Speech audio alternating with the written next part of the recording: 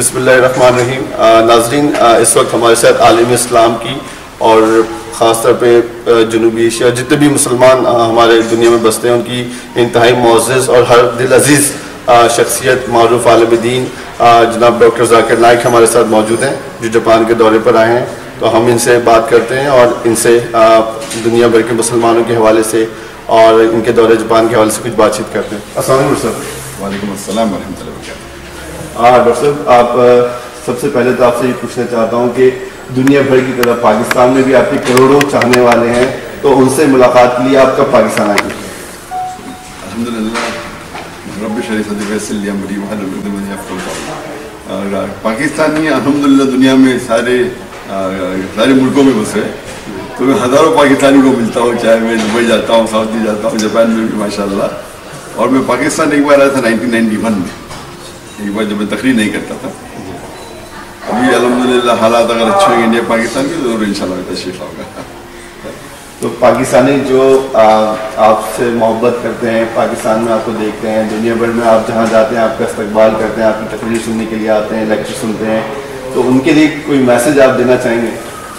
الحمدللہ چاہے پاکستان کا ایک مسلمان ہوں دنیا میں، میں یہ کہنا چاہتا ہوں کہ دنیا میں سب سے بہترین کتاب ہے قرآن. تو میں چاہتا ہوں کہ ہر مسلمان اور ہر غیر مسلمان قرآن کو ترجمے کے ساتھ پڑھے اور اس کے معنی کے اوپر عمل کرے. ڈاکٹر صاحب، ایک بات میں نے دیکھی، جو ہمارے بھارت کے اندر پاکستان سے زیادہ تعداد میں مسلمان آباد ہیں، جیسے 20 کروڑ ہم کہتے ہیں پاکستان میں، تو ہم سمجھتے ہیں کہ 25 سے 30 کروڑ آبادی مسلمانوں کی بھارت میں بھی ہے. تو اکثر میں نے یہ سنا ہے کچھ ہمارے انڈین بھائی، مسلمان بھائی، وہ کہتے ہیں کہ انڈیا میں آنے والی جو بھی مسائل، جو پرابلمز ہیں پولیٹیکلی ان کے اوپر ہوتی ہیں، اس کی ایک وجہ پاکستان بھی ہے، یا پاکستان سے آنے والے بیانات ہیں، یا کوئی ایسی ہار جیت کا کرکٹ میں یا کھیلوں میں، تو اس سے ان کے اوپر پریشر بہت بڑھ جاتا ہے. تو آپ کیا سمجھتے ہیں، ایسا کچھ ہے؟ یہ میرے نظریے سے یہ زیادہ پالیٹکس ہے. تو پولیٹیکل لوگ ایک بہانہ ڈھونڈتے ہیں کس طریقے سے لوگوں کو مین مدعے سے ہٹانے کے لیے. تو اگر کچھ پاکستان میں کچھ پولیٹیکل پرابلم ہے تو لوگ کو اس کا دھیان اٹھانے کے لیے انڈیا کی توجہ دیتے ہیں، انڈیا میں پالیٹیشن وہ کرتے ہیں. اور خود کا کچھ تکلیف ہے، خود کی کچھ کمزوری ہے، لوگ اعتراض کر رہے تو دھیان ہٹانے کے لیے پاکستان پہ ڈائیورٹ کرتے ہیں. تو یہ پولیٹیکل ایک بہانہ ہے لوگ کو ایک دوسرے سے دھیان ہٹانے کے لیے. ورنہ میرے حساب سے دیکھے جاؤ تو جتنے بھی ہندوستان میں چاہے غیر مسلم ہو یا مسلم ہو یا پاکستان مسلمان ہیں، وہ ایک دوسرے سے محبت کرتے ہیں. لیکن کچھ چند لوگ ہیں جو اس کو پولیٹیکل مدعا بناتے ہیں اور اپنے ووٹ بینک کو بڑھانے کے لیے اس کا استعمال کرتے ہیں.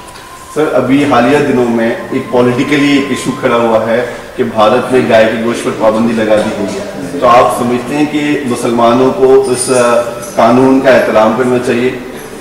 کیونکہ جہاں تک کہ مسلمان ہیں، ایک ہوتا ہے ذاتی رائے اور ایک ہوتا ہے کہ اسلامک رائے. جہاں تک کہ اسلامک شریعت یہ کہتی ہے کہ جو بھی ملک میں آپ رہ رہے ہیں اس ملک کے قانون کی پابندی کرو، انلیس وہ ملک کا قانون اللہ اور اللہ کے رسول کے قانون کے خلاف ہے. جب تک وہ ملک کا قانون اللہ اور اللہ کے رسول کے قانون کے خلاف نہیں جاتا ہے، ہمیں اس کی پابندی کرنا چاہیے. میں نہیں کہہ سکتا کہ ٹرین کی ٹکٹ بہت مہنگی ہے اس لیے میں ٹرین کی ٹکٹ نہیں لوں، کیونکہ یہ اسلام کے اندر حرام ہے. مثال کے طور پہ اگر کوئی ملک پابندی لگاتا ہے کہ نماز مت پڑھو، نماز پڑھنا اسلام میں فرض ہے، تو یہ آپ قانون مت مانیں. لیکن گائے کا گوشت کھانا اسلام میں فرض نہیں ہے. تو اگر کوئی پابندی لگاتا ہے تو ہمیں قانون کا احترام کرنا چاہیے. یہ اسلامک اصول بنے گا. ذاتی رائے مجھ سے پوچھ رہی ہے تو یہ جو بیف بینڈ ہے یہ بھی پولیٹیکل ایشو ہے، کیونکہ کروڑوں کی تعداد میں ہندو بھی کھاتے، نان ویج بھی کھاتے، مٹن بھی کھاتے، بیف بھی کھاتے، ان کی کتابوں میں لکھا ہوا ہے. تو اگر آپ یہ ایشو دیکھیں گے تو ان کے مذہبی کتابوں میں لکھا ہے کہ سنتوں نے گوشت کھایا اور گائے بھی کھائی. آپ سمجھے نا؟ تو یہ پولیٹیکل ایشو ہے اور یہ کچھ اسٹیٹ میں کافی سالوں سے بینڈ ہے. ابھی نئی گورنمنٹ آنے کی وجہ سے اور اسٹیٹوں میں پابندی لگا دی، اس کا مانٹ ہے اس سے زیادہ پابندی لگائی گئی. اور یہ کہ اور کچھ ملکوں میں پابندی ہے کہ اگر آپ کھائیں گے تو 5 سال سزا. آپ سوچیں اگر آپ لڑکی کو مولسٹ کرتے ہیں کو چھیڑتے ہیں, اس کے ساتھ غلط برتاؤ کرتے ہیں تو 3 سال کی سزا, گائے کا گوشت کھائیں گے 5 سال. تو یہ میرے حساب سے کوئی بھی لاجک کے حساب سے صحیح نہیں. تو ہیومن رائٹ وائلیشن میں آ جاتا ہے یہ بات. کافی لوگوں نے اس کے اوپر اعتراض کیا لیکن یہ پالیٹکس ہے.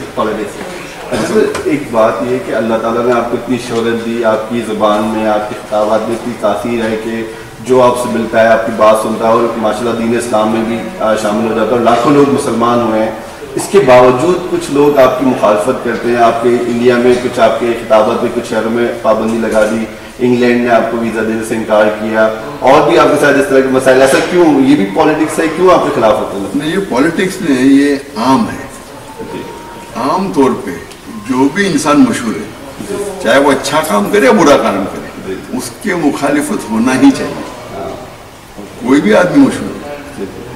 اور سب سے بہترین مثال ہے کہ دنیا میں سب سے بہترین انسان جو آج تک رہ چکا ہے وہ ہے محمد صلی اللہ علیہ وسلم ساری دنیا میں. اور ایک غیر مسلمان بھی کہتے ہیں کہ the most influential human being on the face of the earth according to Michael H. محمد صلی اللہ علیہ وسلم.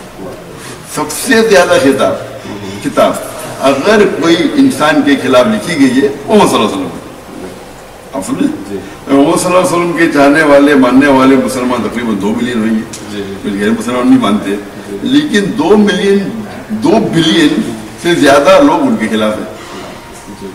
اسی طریقے سے کوئی بھی انسان پاپولر, اچھا کام کرے برا کام کرے, اس کے لوگ خلاف ہوتے ہیں. اور قرآن کی آیت ہے سورہ فرقان میں سورہ نمبر 25 آیت نمبر 30 میں ہر پیغمبر کے پیچھے ہم نے دشمن رکھے, اور محمد صلی اللہ علیہ وسلم کے آخری پیغمبر ان کے خلاف دشمن ہونا ہی چاہیے تاکہ قیامت تک. اسی لیے میں کہتا ہوں کہ جو لوگ محمد صلی اللہ علیہ وسلم کی کرٹک ہے, مثال کے طور پر ارون شوری, یہ قرآن کو صحیح ثابت کر رہے ہیں. اگر محمد صلی اللہ علیہ وسلم کے دشمن مٹ جائیں گے تو قرآن غلط ثابت ہوگا. تو میں کہتا ہوں کہ جتنے محمد صلی اللہ علیہ وسلم کے دشمن ہیں 2 سال تک اپنا منہ بند رکھو اور قرآن غلط ثابت ہو جائیں گے, کوئی ممکن ہی نہیں. تو ارون شوری جیسے لوگ قرآن کو صحیح ثابت کر رہے ہیں. میں تو کوئی بڑا انسان ہوں نہیں, میں تو چھوٹا ہوں, لیکن تھوڑی بہت اللہ کے فضل سے جو بھی شہرت ملی اس کے بعد ظاہر ہے کہ لوگ خلاف بات کریں گے. اور میرا مین مشن ہے لائف کا پیس ان ایوری ہوم. اسلام ہر گھر میں پہنچتا ہے. اللہ کے رسول ہے کہ اللہ کے رسول کہتے ہیں کہ انشاءاللہ ایک دن اسلام ہر گھر میں پہنچے گا. میں اللہ سے دعا کرتا ہوں کہ مجھے اور پیس ٹی وی کے ذریعے اسلام کو ہر گھر میں پہنچائے. اور میرا ایک مشن ہے کہ مسلمان کو جوڑنا. افسوس کی بات ہے کہ مسلمان فرقوں میں بٹے ہوئے, جیسا اللہ کے رسول فرماتے ہیں کہ اسلام میں 73 فرقے ہوئیں گے, اس میں سے ایک ہی صحیح ہوگا. اور اللہ تعالیٰ فرماتے سورہ نمبر 6 آیت نمبر 159 میں کہ اگر کوئی بھی اسلام میں فرقے بناتا ہے, یا رسول آپ کو ان سے کوئی لینا دینا نہیں, تو فرقے بنانا اسلام میں حرام ہے. میرا مشن کیا ہے کہ مسلمان کو جوڑنا. ایسے مسلمان کے دشمن اتنے بہت ہیں, ابھی ہم ہی آپس میں مٹے. تو میرا مشن ہے کہ مسلمان کو جوڑنا, اور اس کا جو کی ہے, اس کا جو سلوشن ہے وہ قرآن میں جس فرماتے ہیں سورہ نمبر 3 آیت نمبر 103 میں سورہ آل عمران میں وَاعْتَصِمُوا بِحَبْلِ اللَّهِ جَمِيعًا وَلَا تَفَرَّقُوا, کہ اللہ کی رسی کو مضبوطی سے پکڑو اور آپس میں مت بٹو. اللہ کی رسی ہے قرآن اور صحیح حدیث. تو میں لوگوں کو جوڑنا چاہتا ہوں قرآن اور صحیح حدیث کی طرف. تو لوگ مجھے پوچھتے میں کیا ہوں, سنی ہوں, شیعہ ہوں, حنبلی ہوں, مالکی ہوں, شافعی ہوں, سنی ہوں, دیوبندی ہوں, بریلوی ہوں.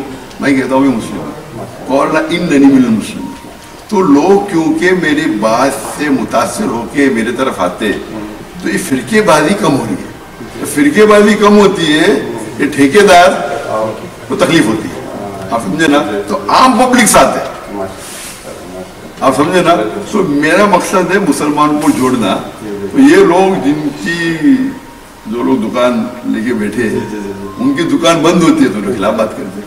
اچھا سر, آخری سوال آپ کو بھی دیر ہو رہی ہے, مجھے بتائیں جاپان کا آپ کا دورہ کیسا رہا, اور جاپان کے جو مسلمان ہیں یا جاپانی قوم جو ہے وہ کیسی آپ نے محسوس کیا کہ ان کے لیے کیا پولیٹیشن ہے اس کا؟ الحمدللہ جاپان کا دورہ بہت سکسیزفل ہے. الحمدللہ 1 ہفتے سے زیادہ تقریباً 11 دن میں تھا ادھر. الحمدللہ میں آخری دن ہے, اور میں پوٹینشیل دیکھے کہ جاپنیز ماشاء اللہ الحمدللہ उनको इस्लाम के बारे में मुतासर करने के लिए बहुत आसान है।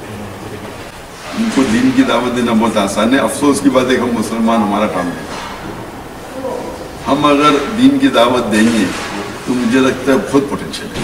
अभी आप देखेंगे पहले लेक्चर में माशाल्लाह कुछ लोग तो इस्लाम कबूल किया। 3 दिन पहले जो लेक्चर हुआ था माशाल्लाह 7 लोग ने मुसलमान 7 जापानीज मुसलमान किया। ये चंद दिनों में 12 जापानीजों ने इस्लाम कबूल किया अल्हम्दुलिल्लाह। तो मेरा ये कहना है कि मुसलमान को दावत ही देते हैं। और अक्सर मुसलमान जापान में नहीं कहा भी बाहर जाते डरते कि मैं दावत दूंगा तो मेरे धंधे में नुकसान होगा, मेरे ये होगा, मेरे दुश्मन हो जाएंगे। आप दावत देंगे लोग आपका इज्जत करेंगे। तो हम मुसलमान को उनको दावत देना चाहिए सही तरीके से कुरान और सही हदीस की रोशनी में।